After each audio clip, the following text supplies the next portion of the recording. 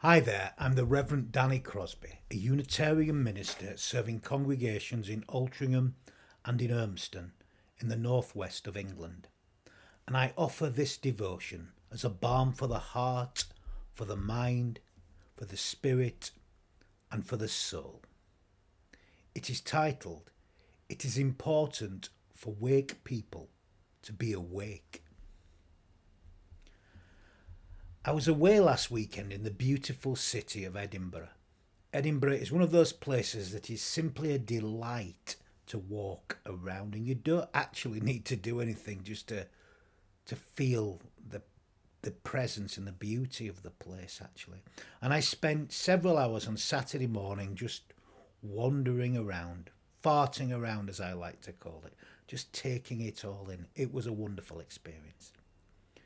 I went to a few places of importance and paid homage to the great and the good of the city that are marked by the statues and the many, many monuments. It's a place of statues and monuments.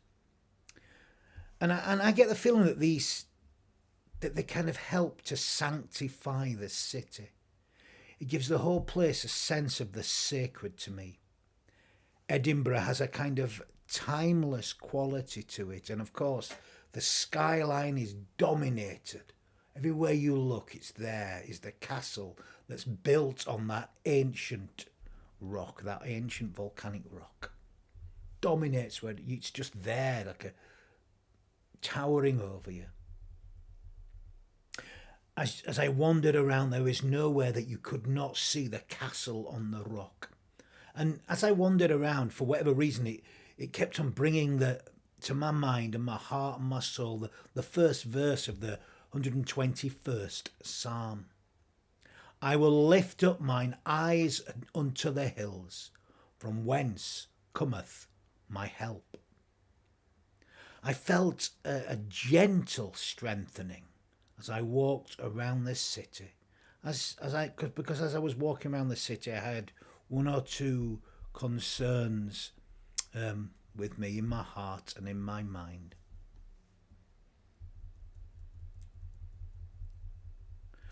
As I've said, I love the monuments of the city. Although my favourite ones are the more quirky ones. There's all the stories that tell ordinary tales of the local inhabitants that grace the city. I prefer those to the great tales actually of the great figures, the ones that we all know about. I like the quirky ones. They seem to really give a sense of the city too, and they make me smile. I of course went to see Greyfriars Bobby, and I paid homage to the beautiful dog, and I touched his nose as everyone does. I received his blessing, for as I'm sure you know, a dog blesses with their nose. And as I was walking around, actually, I came across another statue, almost accidentally, one I didn't know about, of another dog, actually. And this dog became the mascot, like Greyfriars Bob has become the mascot of Edinburgh. This dog became the mascot of San Diego. And this dog had a very different name, though. He was called Bum. And he was called Bum because he was like American slang word, like a bum, I guess. He'd come as a refugee. He'd come into the city. He was a stowaway that arrived in the city like so many people arrive in cities. A refugee seeking asylum, I guess, seeking home, seeking shelter, seeking safety. And the locals, they fell in love with him and they cared for him. They welcomed the stranger and took care of the stranger. This is religion in its simplest form, actually. This is the spiritual life, to take care of one another, especially the most vulnerable. And the people of San Diego, when they heard of Greyfriars Bobby, donated a statue of Bum to the city of Edinburgh. And in doing so, they created a bond between the two very different cities, and the two very different cities' very different dogs. But dogs that the cities fell in love with, and the world perhaps has done too. Both dogs' noses are worn away from all the blessings. They've lost, they're a different colour because they've been blessing so much. As I wandered away from Bum, I thought of my own sweet little Molly and how she blesses so many folk in the communities that we live in. I wonder if one day they will build a monument to her. Maybe, maybe not. In Edinburgh, of course, there are many monuments to those lost in war and conflict. You see it all over the city, but it's particularly in the Princess Street Gardens. As I wandered through the gardens, I paused and reflected many times. And as I was doing, I thought of the many folk that I have lost or that we have lost in our communities, and the ones that I've lost personally too. I thought of Derek and his family as Derek's life was coming to an end. Sadly, Derek died this week, surrounded by his loving family. He is going to be a huge loss to the Urmston community, the whole community actually, such a wonderful man, and a huge loss to me personally. He'd been a very good friend. In fact, he'd been a rock throughout my ministry. And one of the members of the congregation sent me a lovely picture of Derek with Molly sat on his knee, because every Sunday Molly would always sit with Derek and they would bless one another with each other's presence and company. She's going to miss him. So monuments are made to remember and to mark things. And I saw a statue that I hadn't seen before this time, actually. It was of what looked like a giant toy elephant. Well, it was a giant toy, like a cuddly toy that a child would have. And this elephant is named Never Forget, for an elephant never forgets, does it? This was placed in the gardens in memory of the Morton Hill baby scandal. It marks something terrible. Not only the loss of the lives of babies, but also that the ashes were never given to the parents. They were not told the truth. They were told there were no ashes, no remains, but there was. It's said that an elephant never forgets, and this statue symbolises the fact that these parents will never forget the loss of their babies. All of these statues in the city, and so many other statues, especially in Princess Street Gardens, sanctify the city of Edinburgh and the people who both live and the people who visit there. They speak of the city and those who inhabited it through the centuries, marking the past, touching the present, and pointing toward the future.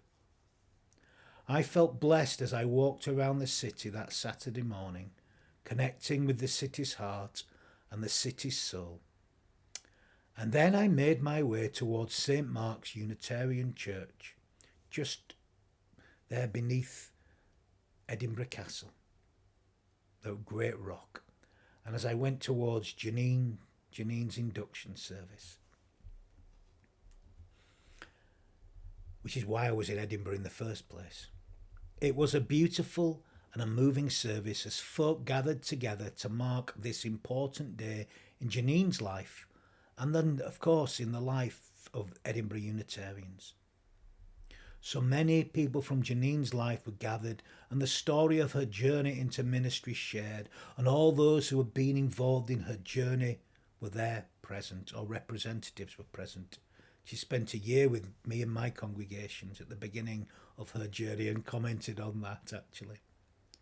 It was a true blessing and a blessing to be a part of, all of which was the service accompanied by the most beautiful music played by Elsa Aikenhead. Wow, beautiful. There were several moving moments of ritual that we engaged in throughout the service, or maybe it was a ceremony, I'm not quite sure really. And I felt deeply blessed by it all. I then enjoyed a wonderful evening catching up with all kinds of folk as we shared stories and one another's company and laughter, and poignant moments as we remembered other people that had touched our lives, that we were blessed. The Reverend John Clifford was present that day, and he'd been there at the beginning of my ministry journey. And I talked with John. And 2 days later, I learned that John had died himself, just suddenly, unexpectedly. We just don't know, do we? On the Sunday, I returned to St. Mark's to enjoy their Sunday morning worship, as many of us who were present did too. It was wonderful to be led in worship by Kyle MacDonald. His service was inspired by the journey of Robert Falcon Scott and his party to Antarctica, an ill-fated journey, but a journey of honour, inspired by that same spirit I felt blessed by all throughout my weekend in Edinburgh. A spirit that can come alive in each of us and bless us all. We don't need to touch each other's noses to receive such blessings, but it's there all the same. And by the way, Kyle has just been accepted for ministry training. It felt like a blessing itself to see him lead worship, as this had just been announced publicly. It was wonderful. My weekend in Edinburgh was one of blessing, worship and ritual of so many kinds. I felt the Spirit alive and present throughout it all. I was blessed by it. The previous Sunday, I'd been invited to attend a friend's baptism at the Audacious Church in central Manchester. This was a very different occasion to the one I had experienced in Edinburgh.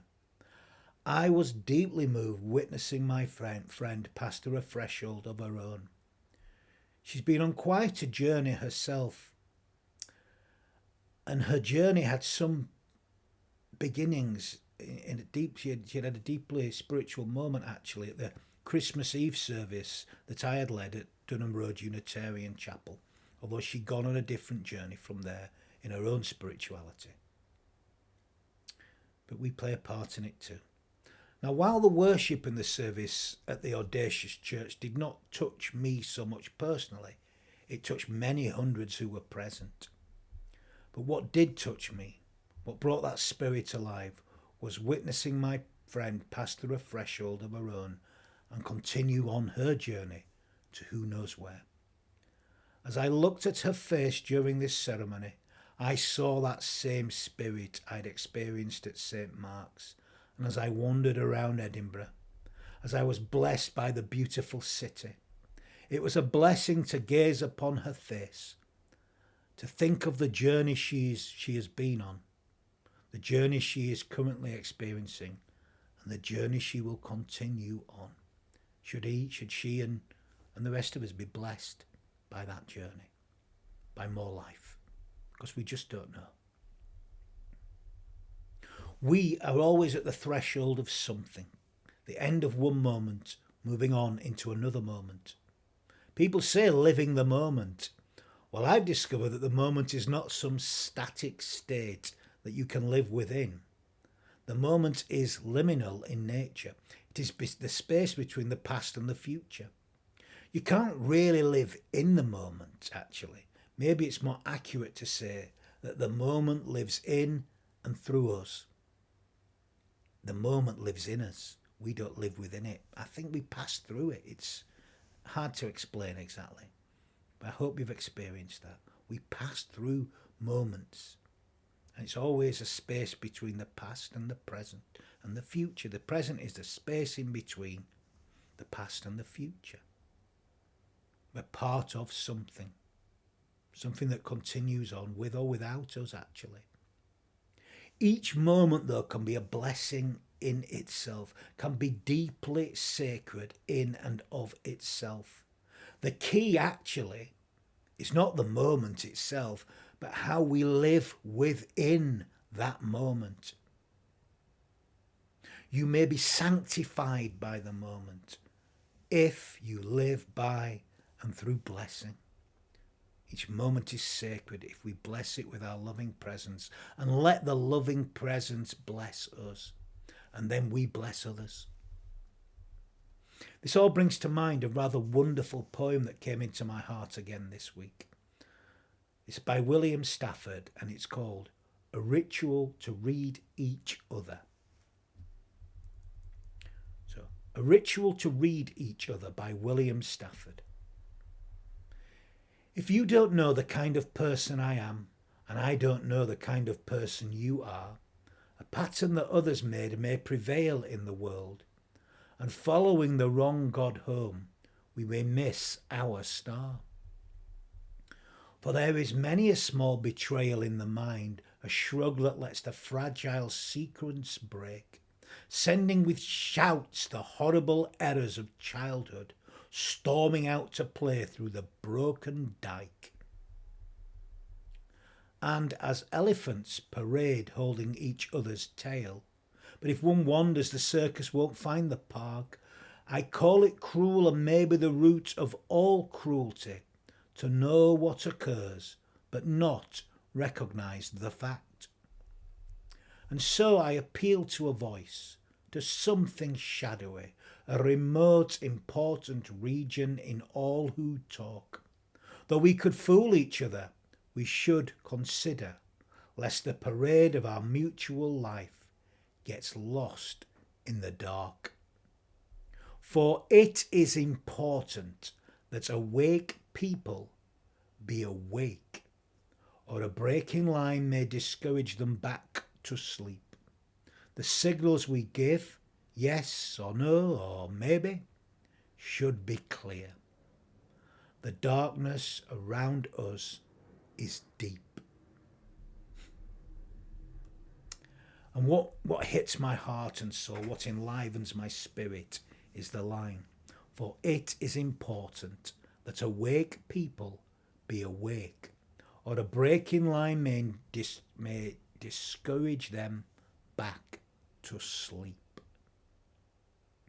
It speaks powerfully. It speaks intensely, actually, to me. It's not merely that we need to keep ourselves awake, but that we need to remind one another who and what we truly are, in order that we remain awake and do not go back to sleep. We have to bring to life what has awakened within each and every one of us and share that with each other so as to remind one another of the importance of staying awake, or we will go back to sleep. This is again something I experienced last weekend in Edinburgh. I felt once again awakened by the Spirit, and I was reminded how vital it is that we remain awake. The key is to remember and to bring the memory alive in the moment that we find ourselves in right here, right now. To communicate what we have learnt and to listen to what has awoken within each other. I felt this powerfully as I shared in Janine's induction service and as I looked upon the face of my friend during her baptism. I thought of all that had brought them to these moments of transition in their lives and wondered where they may yet lead. They may not build monuments to them, but they will touch many lives and they will bless folk with their loving presence, as they already are doing. Of this, there's nothing I'm more certain of, actually. I can see that within them and feel it too. Don't need to touch their noses to be blessed by them, though. As I witnessed Janine's induction service, as I saw her step over the threshold into her life as a minister, I felt those words by William Stafford deep in my heart.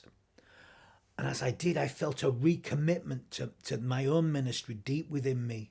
I thought to myself, I will attempt to live that ritual and keep on reading it to others and listen to it as it is read to me, the ritual.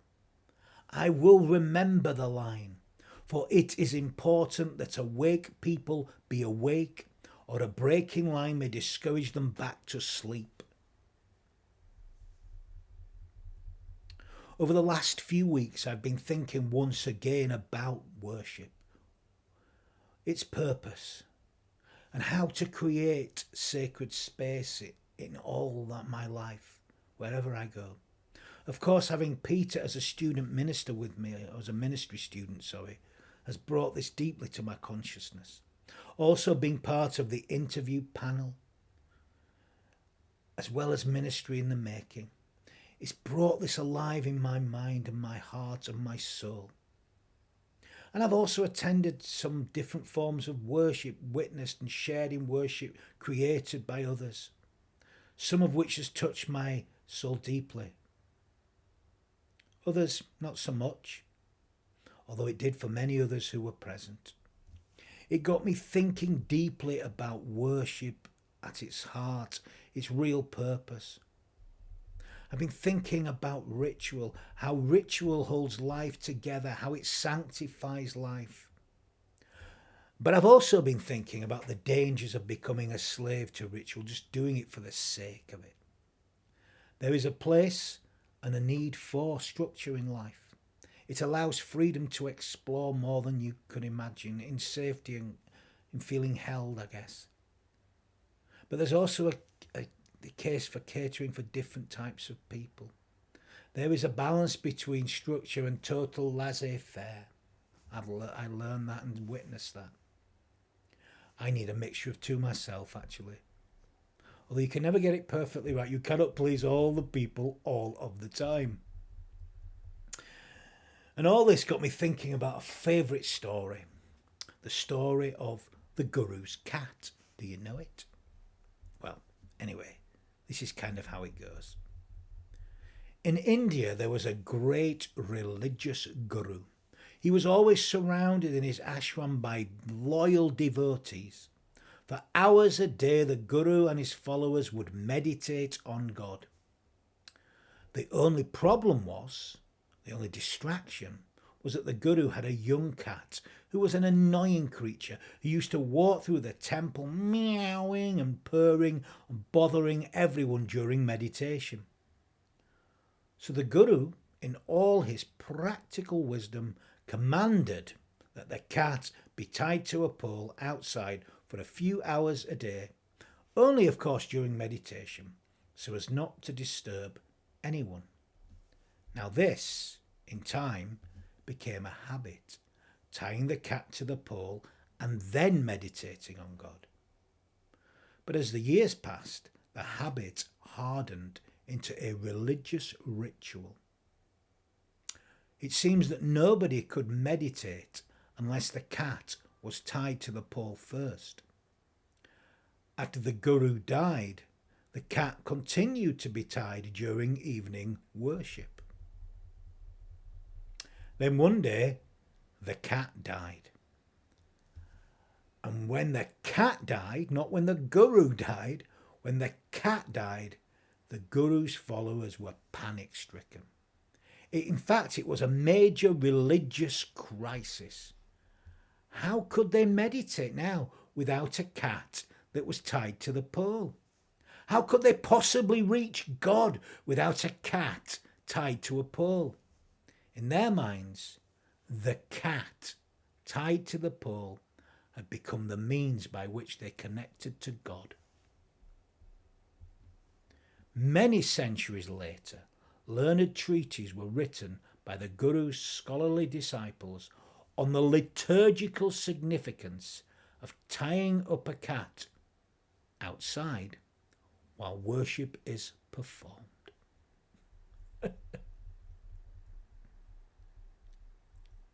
Of course, ritual and worship helps to touch the spirit. Of course it does.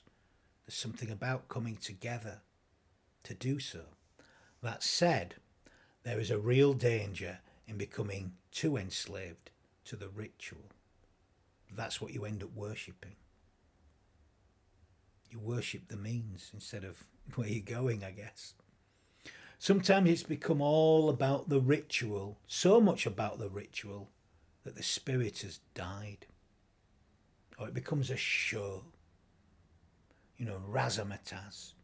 That there's no spirit alive there. You may be saying all the words, but the spirit is not alive. And that's the point, isn't it? It has to be alive in us, working through us. For surely the purpose of such activities is to feed the spirit and not just follow a pattern. Much like the story of the Guru's cat.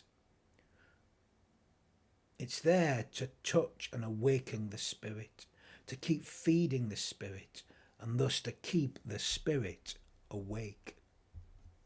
That we stay awake. It is important that awake people be awake. Sometimes we can become so tied to things that we forget the purpose of why we are doing and what we are even doing. Sometimes we just do it without thinking, really. It becomes meaningless.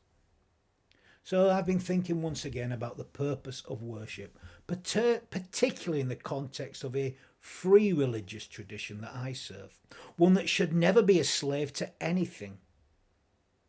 I've also been thinking about the purpose of spirituality and the spiritual life.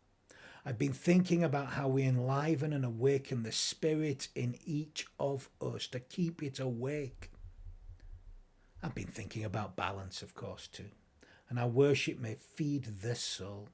Thinking of ways to live the spiritual life, to live, as I prefer to say it actually, spiritually alive. Awake and alive. But that does bring a question, the question that people always, how do you define spirituality? How do you define the spiritual life? Well, I've not got time to go into detail there. What's the point of it? What's its purpose? And I've heard many people try to make an explanation. The best one, though, comes from the Reverend Bill Darlison, a wonderful man. Bill said, amongst many wonderful and wise and funny things, Bill said that the purpose of the spiritual life is to increase our sensitivity to life.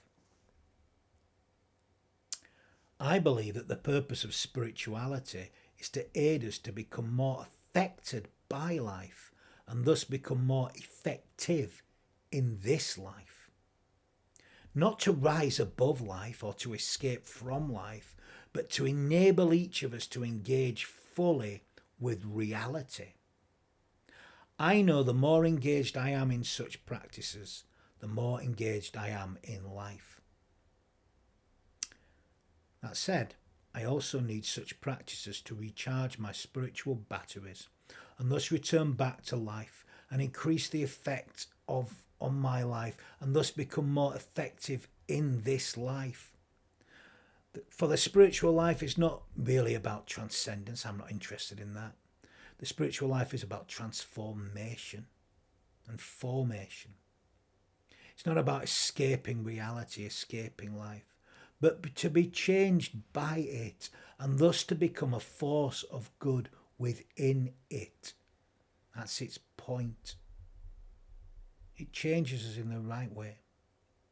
I say, come as you are, exactly as you are, but do not expect to leave in exactly the same condition.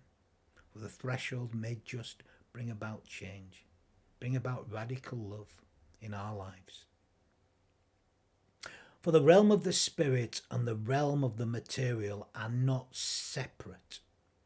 They both feed and are fed by each other. It's all connected. There is something very powerful about coming together in love. There is something very powerful in opening ourselves to one another and to recognise what connects us, what makes us wholly human. And I use that word carefully, in both in wholeness and in holiness. Worshipping together is one way to do so, but it can happen in all aspects of life. It can occur in deep encounters with each other when love and attention is paid. It can happen by simply walking around wherever you may find yourself. If your spirit is open to it, you will be blessed by it. Happens to me all the time. The communities that I serve gather together seeking something as we engage in the ritual of worship and the ritual of just being together. We come for a reason, although it may not be certain what that reason is.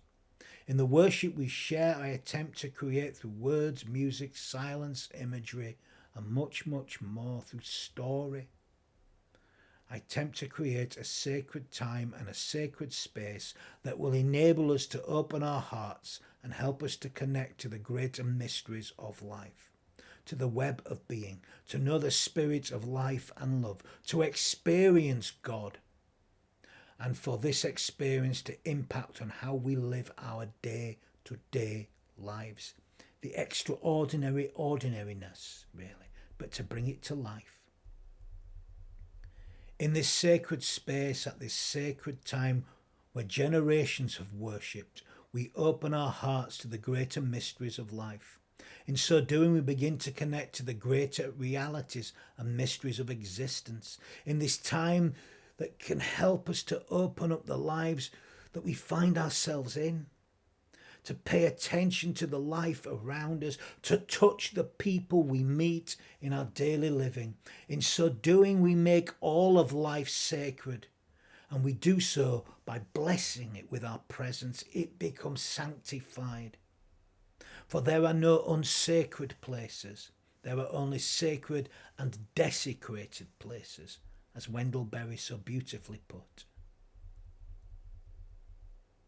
My hope is that when we leave the space, that we are touched by those deeper aspects of our humanity, and that when we leave the space, that we begin to bless the world with our sacred humanity by recognizing the sacredness of each person that we meet, and blessing all of life with our loving, pleasant presence. And in so doing, we are blessed by that loving presence that is in everything, but it's in the heart of each of us too. Our task is to bring it to life with our loving presence. Or as William Stafford put it, for it is important that awake people be awake, or a breaking line may discourage them back to sleep. May our souls, our spirits, our simple human being, may it be awake. And I'm going to end with some words of blessing. I can't touch your nose or touch you with my nose. But we do need to bless more.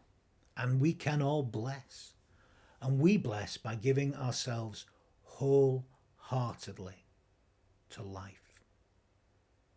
By making it holy, by sanctifying it with our loving presence. So, may the Spirit of love open our eyes. May it shine light even upon the darkest of days. May we recognize the sacredness of one another, the sacredness of all of life in all time and in all spaces. May we feel the ground at our feet, shake off our shoes, and know that we are walking on holy ground. And may we bring this sacred vision with us, and may we do so in all that we feel, in all that we think, in all that we say, in all that we do. Amen.